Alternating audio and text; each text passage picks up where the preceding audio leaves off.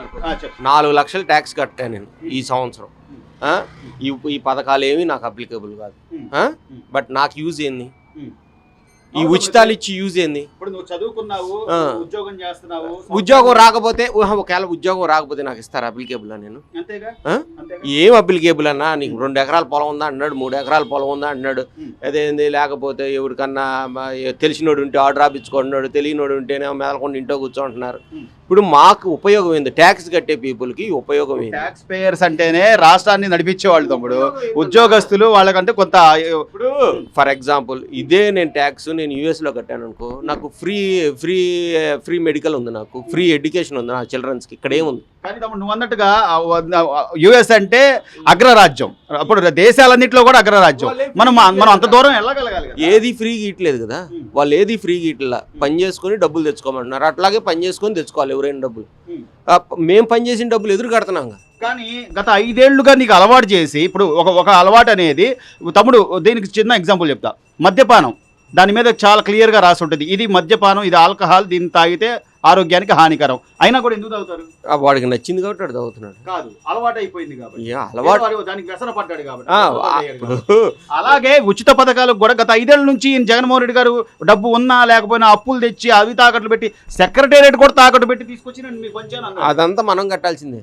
అది తెలుసు. అదంతా మళ్ళీ ఇల్లు కట్టాల్సిందే, రిటర్న్ మేము కట్టాల్సిందే. అందుకే కదా ఎవరి ఇంట్లో నుంచి. అంతే ఇక అలా తగ్గించుకుంటే వెళ్ళాలండి. ఇప్పుడు ఆయన అలవాటు చేశాడు, మనం వచ్చిన తర్వాత మెల్లికి తగ్గిస్తా వెళ్ళాలి.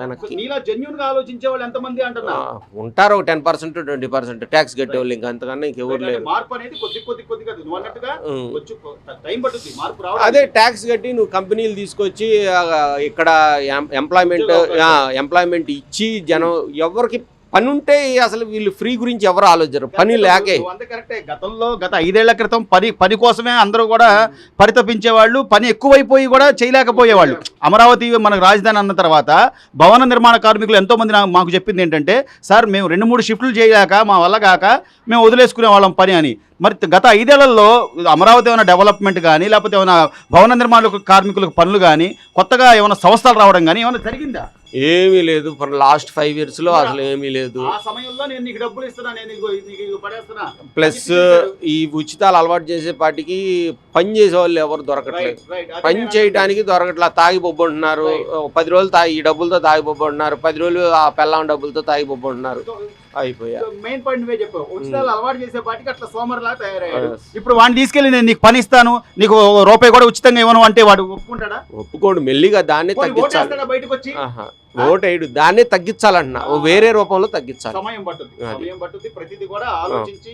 ఇప్పుడు ఈ రోజున కూటమి తమ్ముడు కేవలం చంద్రబాబు నాయుడు గారు మాత్రమే కాదు, పవన్ కళ్యాణ్ గారు కానీ లేకపోతే భారతీయ జనతా పార్టీ కానీ కేంద్రంలో ఉన్న పార్టీ కానీ మొత్తం అంతా సమీక్షలు చేసి మనం ఏం చేయాలి ఏంటి అనేది ముగ్గురు ఒక మాట మీద వెళ్తున్నారు. సో కొంత టైం పట్టుద్ది అంటావు లేదా? టైం అయితే పడుతుంది. ఇప్పుడు వచ్చిన 2 నెలలకి అన్ని కావాలంటే ఏది జరగదు. అక్కడ డబ్బులు లేవు ఖజానాలో. డబ్బులు ఎట్లా రెవెన్యూ ఎట్లా జనరేట్ చేయాలి, డబ్బులు పోగు చేసిన తర్వాత ఇవన్నీ ఎగ్జిక్యూట్ చేస్తారు. ఏమి లేదు, ముందు ఉచితాలు తగ్గించాలి. అంతే. జనానికి ఉచితాలు తగ్గించి సోమరిపోతనం తగ్గిస్తే జనం పని చేసుకుంటారు, బాడీ బాగుంటుంది, ఎక్సర్సైజ్ ఫిజికల్ ఎక్సర్సైజ్ ఉంటుంది. ఇంట్లో తాగి బొబ్బు ఉంటే రోగాలే వస్తాయి.